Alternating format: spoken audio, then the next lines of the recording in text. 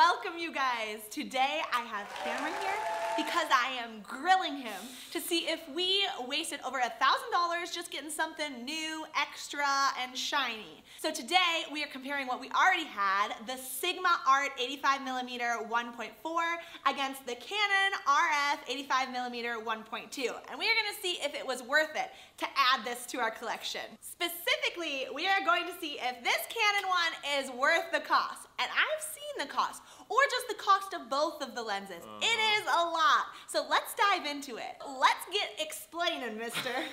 All right. So on its face, this is a tough sell because the Canon RF 85 1.2 costs $27.99, which is an obscene amount for just a single prime lens. Yeah. The Sigma Art, on the other hand, costs $11.99.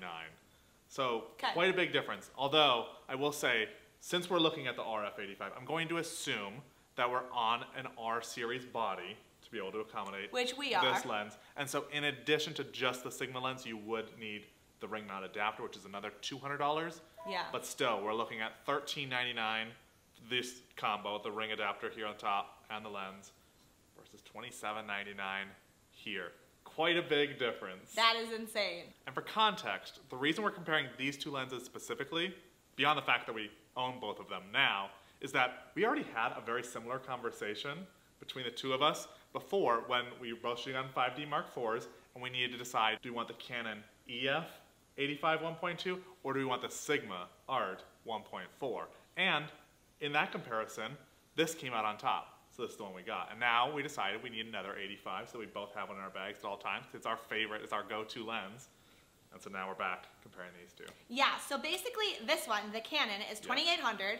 This one, the Sigma, plus the adapter is $1,400. So basically we could get two of these for the price of one of these. Yeah, twice as expensive. And I actually went back, I looked up how much we actually paid for both of these, because we do own both of these.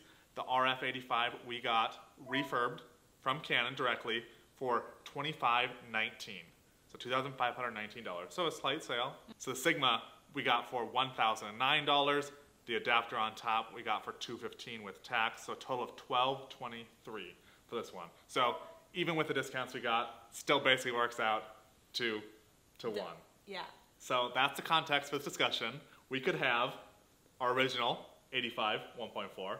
We could have a second 85 1.4, and in all honesty, we could probably have a third lens, maybe the Sigma 50 1.4 to go in our collection for the same price as just adding in this lens, let alone adding maybe the Canon RF 50 on top of that. It's going to be an uphill battle, but I'm going to argue that it's worth the cost.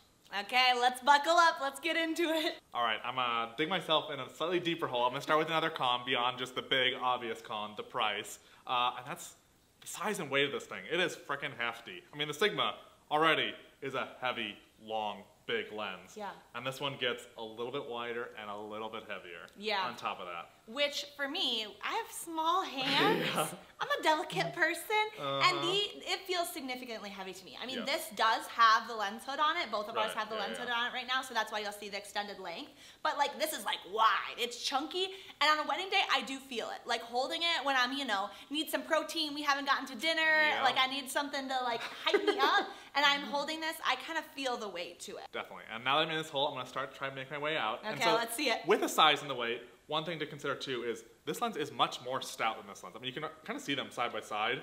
Just like this one is longer, and it has all these big, huge, heavy elements at the very end. So as we're comparing these, the stoutness actually kind of does benefit it a bit because this huge weight is a little bit closer to the camera. So you have less of that like fulcrum effect where like shooting a long day with this, and like we haven't shot a full wedding day with this in quite a while now, so we're kind of forgetting, but like, man, this thing just weighs down the end of your body, and so like your wrist and your forearm, they get sore using this one. And I feel like, at least for me specifically, this one does feel a little bit lighter. Okay. So, step one, this one, despite being heavier, feels slightly better because of the shape. And not having the extra distance of the adapter too. That's another reason why this feels so far out there. Yeah. Okay, so then there's the technical aspects. And these are really important. Arguably, probably one of the most important aspects when comparing these. But I don't want to get too sucked into all the details here, because it's so easy to just get lost in these small little technical differences and picking apart these cameras piece by piece. So if you guys want to see that, if you want us to get super technical, make another video really dissecting these two, let us know. Drop that down in the comments below and we'll answer that for you. Definitely. But for now, I do want to keep it a little bit more basic. Talk about the basic technical differences. Talk about the consensus about the two lenses. And I also want to talk about how those things relate to us and how we use the lens specifically. So the basics. The first, the biggest, the most obvious difference between these two is going to be the widest aperture. It's literally in the name. This one goes all the way down to 1.2. This one, 1.4.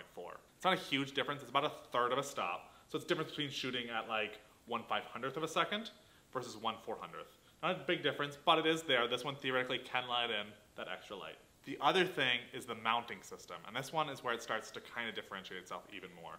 So the new RF system uses a brand new mounting system versus the Sigma that's stuck on the EF mounting system. The EF mounting system is Canon's old mounting system, and so that's why you'll see these adapters is to adapt EF to the new RF system. So for the new RF system, I'm gonna pass this to you. I'm gonna take these apart so we can actually kind of like look at it a bit and see physically the differences. Because with Canon's new RF system, it allows for larger diameter elements that also sit closer to the image plane, which makes a huge difference. You can actually see, just looking at these two, how big of a difference it is between the RF and the Sigma here. These elements are so much bigger, and Canon claims that that allows for better image quality, edge to edge, and less light fallout. It also allows for new possibilities and more compact designs. So for example, Canon now has a 2870 2.0, whereas before it was always limited to the 2470 2.8, which is great. And then finally it has a new connection system here that's going to allow for more transfer, theoretically a better autofocus system, but then also allows for things like this new ring up here that can control different settings in your camera. Cool. So what does that all mean? So all that leads into the consensus. And so generally, the big general consensus about the RF system and the RF lenses as a whole is that they're a noticeable improvement over anything else. Like these have changed the game. It's not just Canon's bluster, they are noticeably better.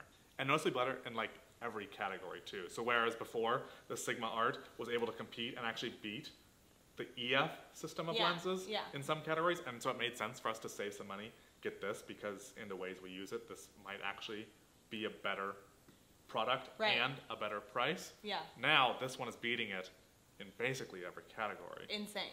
The RF is sharper, it's more consistent, it has better autofocus speed, there's less chromatic aberration, there's less distortion, the bokeh is nicer and creamier than the Sigma. In basically every way, the consensus is that the RF is the best lens out there. Okay. But is it $1,700 better, or if we're getting on sale, is it $1,300 better than this lens? So here's where what those two things, the basics and the consensus, combine with how we use these lenses come into play. We're lucky enough to be at a point in our business where we are compensated very well for the weddings that we shoot, and we're at a place where we get to choose which weddings we shoot.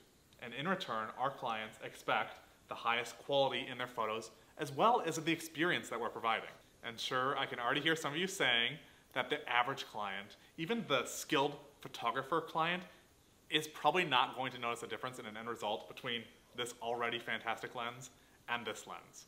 But I know I will, I know Tia will. And the thing is, we'll know the shortcomings and the weaknesses, and we're gonna start shooting differently, and we're gonna compensate as a result. And worst of all, we're gonna give a different experience as a result. Maybe the Sigma only misses focus on 1 out of an extra 10 photos as compared to the Canon. 10%, not a huge deal. And what are the chances that that 1 out of 10 is the best photo from that set? Pretty low chances, not likely to happen. But what if that small percent chance happens during the kiss of a quick dip kiss, during the recessional after their first kiss, or just other important moments happening during the day?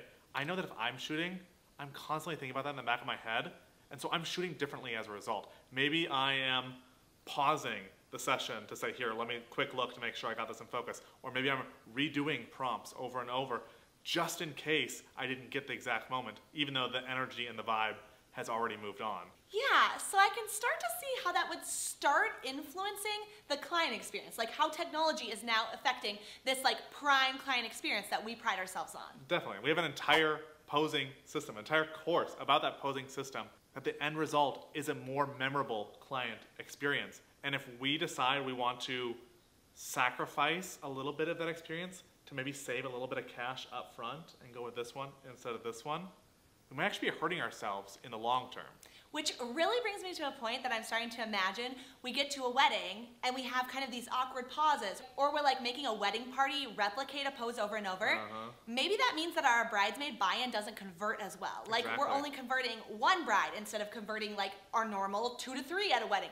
And then all of a sudden that has a financial impact. That puts us in the hole, and that's the difference of saving these couple $100 on our technology, how that impacts an entire experience and how that impacts our marketing system. Definitely. Okay. So I know this has quickly devolved from technical and objective to theoretical and subjective, but honestly that's kind of the point. And I kind of like it. Like you're speaking my language, and I think you're speaking a lot of viewers' language. To be clear, simply having more expensive gear isn't going to make you a better photographer or get you more clients as a result. Sometimes the product isn't even necessarily better. And if you rarely use it or you only use it sparingly, then the point is also moot. We have both of these lenses in our bags, and for the most part, the RF 85 is on one of our bodies at all times. We use it all the time, more than any other lens we own. And we only use the Sigma now if we absolutely have to. So when, like here, the product does its job noticeably better, if it can make you more confident, execute your systems better, and deliver a better client experience, along with a better product, well then, even at a large cost, I think it's definitely worth it. All right, well, I think you survived the interrogation. Good. You were making some good points there.